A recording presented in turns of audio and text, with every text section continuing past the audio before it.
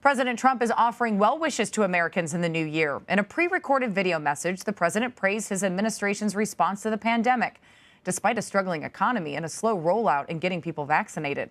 He had been at his club in Florida this week, but cut that trip short.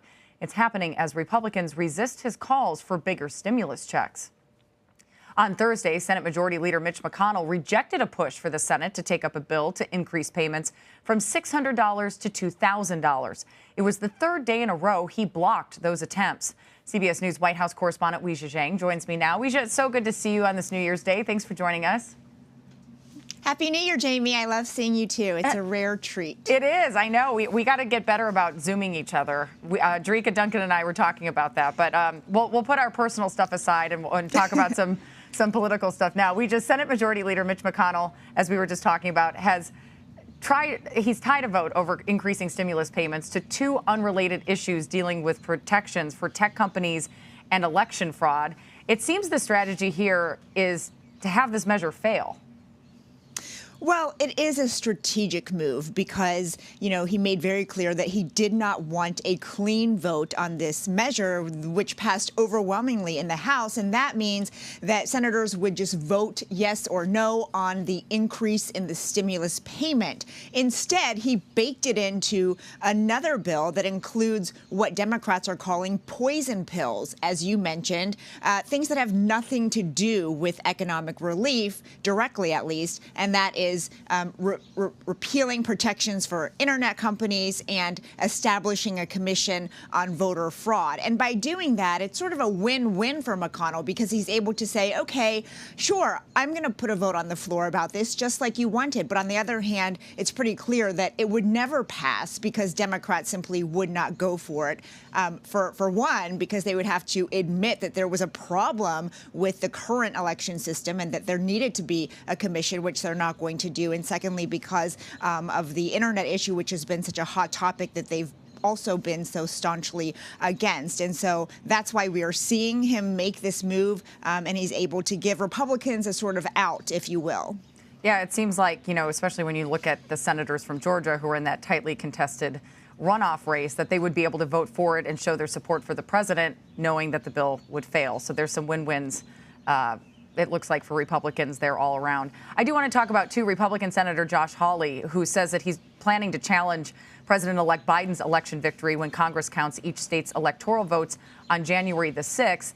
This measure is not going to change the outcome of the election, of course, but it's a meaningful way for Republicans to also continue to show their support for the president. Is this, in your mind, a 2022 strategy or further down the line strategy?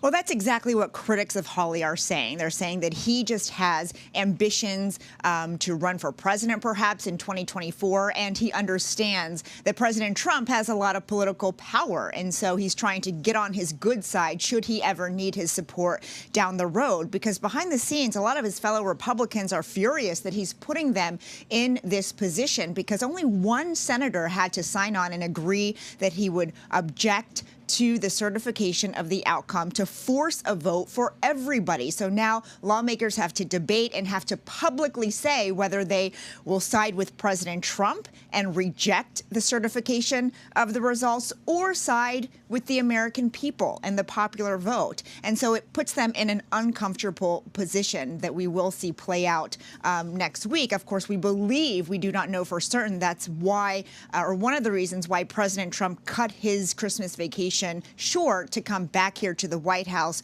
to strategize with his advisors to get ready for that big day. So you're hearing from other Republican lawmakers that they're angry on this. I was going to ask you about the response. Are you hearing anything else? Well, yeah, they are frustrated, and we've heard mostly from Nebraska Senator Ben Sasse, who wrote a scathing and lengthy response on Facebook saying that any attempt to challenge the outcome of the election is just a dangerous ploy. And he also pointed to the fact that he believes President Trump has ulterior motives for continuing this fight because he's raised so much money, millions and millions of dollars, off of his claim that he wants to fight the election. Well, Well, he's lost in almost every court, and even his own Justice Department has said there is no evidence of widespread fraud, and yet he continues the fight because he is getting financial support to do that. Well, that money can be used later on for other campaigns, for perhaps another run, for his other political allies, and that's why Senator Sass is saying that, he's doing this and that other Republicans are just being used as pawns in this bigger game to make money. Interesting points. I do want to switch gears for a moment, talk about the coronavirus pandemic. On Thursday, President Trump touted Operation Warp Speed despite the slow rollout of the vaccines. The administration pledged to vaccinate 20 million people by the end of 2020, but only 2.6 million people have actually been vaccinated by year's end. What has the administration said about the delay? It seems that the strategy here may be to blame states, but what are you hearing? Well, that is one of the things they're pointing to, because from the very beginning, even though they talked a lot about the details about manufacturing and distributing the vaccine, one question always remained: exactly what are you going to do to help the states come up with their own plans to do that? And there is a playbook that's supposed to serve as sort of a blueprint, but states have long complained that they need more money, that they need more help.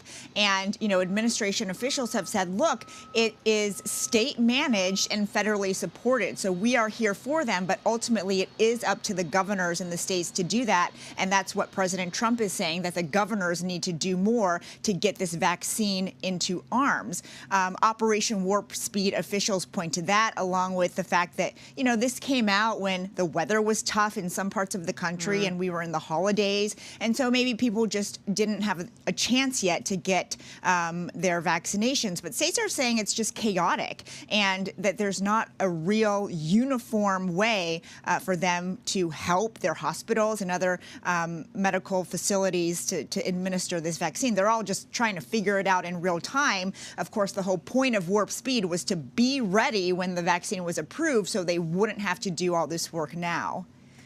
Yeah, it's interesting. I do have to ask you, with President-elect Joe Biden being sworn in later this month, what more do we know about how his administration will potentially handle the widespread vaccine rollout?